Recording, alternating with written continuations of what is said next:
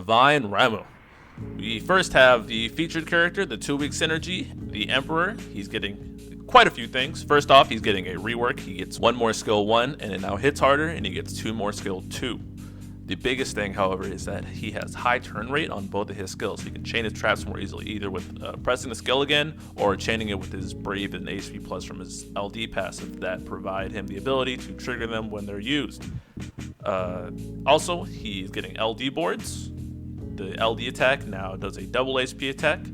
The frame buff that he is granted from the LD now is extended 4 turns, and it gets an additional attack up, so he's hitting harder. And the biggest thing is that he can't drop below 10% M Brave, which ups his consecutive damage. Because if you chain him up right, and he's doing LD or anything really, if he's he's triggering all his traps, he's getting a flat damage boost because his damage isn't going to drop below his max Brave, which is going to stay at that static level, which can definitely ramp up his output. His call ability is skill 1. It drops the trap as a frame debuff, and then it'll go off later. There's no actual effect here. And his LD call is the same as his LD. It's pocket delay. It drops the speed down from the skill 1 trap, and there's no caller effect. The delay, however, this is important. It is only on the targeted enemy. It's single target delay, not AoE delay. His burst is a big flashy 100% AoE attack. It applies a frame trap debuff, so be careful with your debuff slots if you're using this burst. In the trap, ignores defense, it's 100% AoE, and it delays all targets, which is pretty sick. The actual burst effect, however, is for the party. You get Brave damage up plus 30. You also get additional Brave damage up to debuff targets plus 20. So you're always going to have debuffs active Emperors on the team. So it's pretty much a 50% Brave damage up to the party, which is pretty much Paladin Cecil's LD overhead.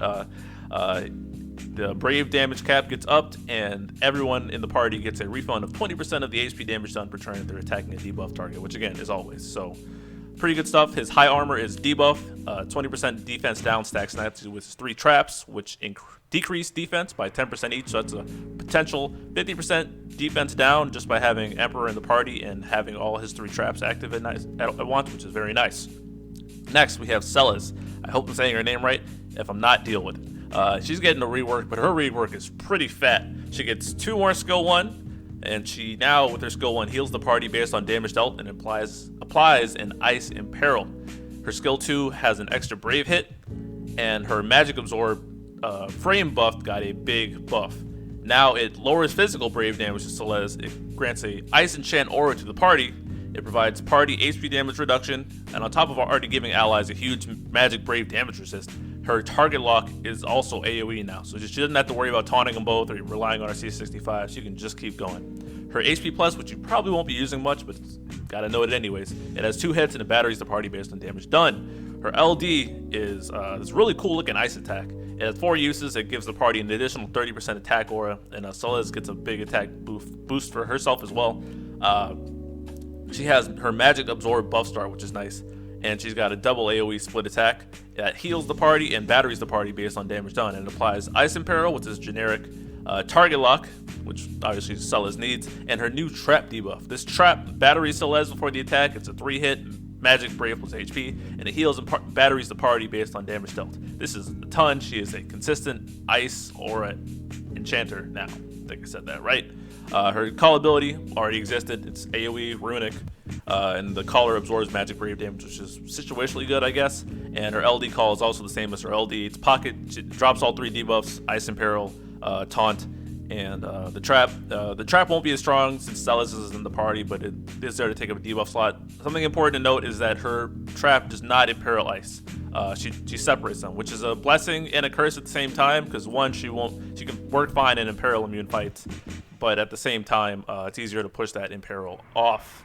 Her high armor is Unity, which lets the party go beyond the Brave cap. I don't think she'll be breaking the cap often, but her teammates might. So you can live without it, but you plan on running her a lot, I'd say, and especially if you're running a lot of damage stacking in the team, definitely pick that high armor up. I don't think I will. There's some other calls that we're getting here. Yuffie in her 80s, she get a 2 buff Dispel with her skill 1. Lulu is doing her skill where she gives frame fire enchant buff to the party. It's not an effect. She drops the actual fire enchant buff on you. Selfie is getting a wall, and she provides wall and Ibrio to the party. And if you have her purple, she provides aura buff start, which could potentially be useful. I don't know how useful a pocket 3-turn aura is, but I mean, some galaxy brain will figure something out. And Aiko is getting pocket attack, Embrave, and HP regen up. And the important thing with Echo is that she can now and God, someone's gonna get me because I'm probably gonna say her name wrong, but she can also pocket extend buffs. So now we have Hope, Saz, and Aiko who can extend buffs just as calls, which can be very handy for specific units. Now on to what I think. What do I think? Emperor, man, he's way more fluid now with the high turn rate.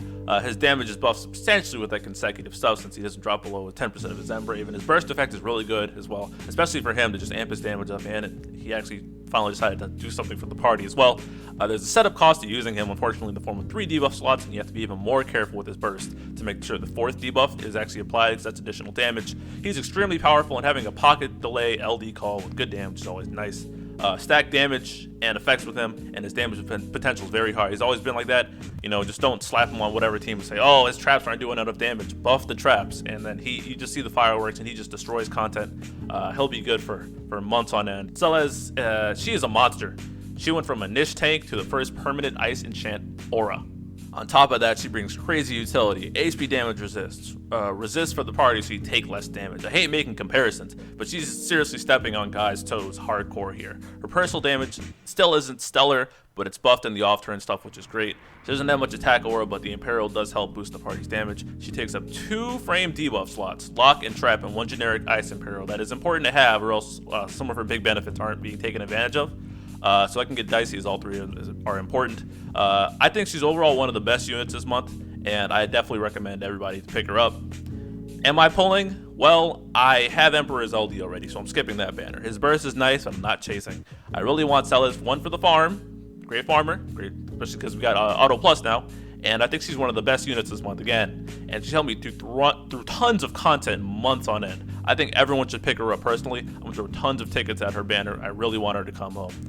Shout out to Final Fantasy VI fans, because y'all are about to eat with her. She in the Terra next month, man, she's stellar. Now talking about the fight, oh man. The orb is +5 when the target is delayed. It is Ice Weak and is Thunder and Earth Absorb. It is immune to generic Paralyze, HP Silence, Attack Down, Defense Down, and Terror, which is Elden Arsh's buff. The strategy most will take, I assume, and rightfully so, why bash your head against the fight? Don't let Ramuh get a turn. Combinations of Leo, Garland, Cloud, Emperor, Ramza, just the layers in general. You can never see the boss mechanics. Never let this guy get a turn. They're encouraging it, so I don't blame anyone for going down that road. Get your W by any means necessary. If you let the boss get turns, however, there's some rough gimmicks. The recast is super nasty. It absorbs Brave and HP damage reductions. It does a Brave gain into AoE Brave plus HP, and the worst of all is that it buffs itself during the recast, just during the recast. And these are with framed buffs. It gives itself attack up, HP damage up, Brave damage up, and Brave gain up in that order. So if you don't block it with frames, you're probably going bye-bye, especially if the HP damage up is there. Maybe you can survive it if you have triple last stand, but you can HP reduce it. So yeah, it's not gonna be pretty. So the idea is to have Emperor's 3 traps up and Celes' trap and lock ups, and that's 5 framed debuffs.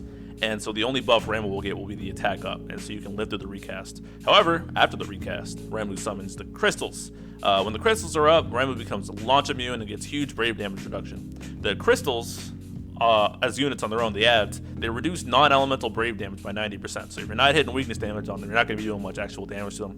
They have frame turns, but they can be delayed by break, and their attacks ignore reductions again, and they turn swap with Ramuh right after they go. So say C goes, and then he'll yoink Ramuh right forward, it'll be A, and then you'll get hit again, and you can get stuck in a really nasty loop and get blown up if you're not careful with Celes eating the damage or just doing massive AoEs to get those ads out of there. You want to get them down as soon as possible. Other than that, again, I predict most will just go with the delay strategy and not see the fight. So it is what it is, but if you want to challenge yourself and get around the boss, it's pretty nasty, so that's a heads up. Thanks for coming through and watching, y'all. Really appreciate it. Be sure to go ahead and like this video and subscribe to my channel if you aren't already. I know half of y'all ain't, so it really helped me out. Additionally, let me know who you're gonna run on this fight. Go ahead and drop a comment with that and whether you're planning to deploy or not. All right, catch you later. Peace.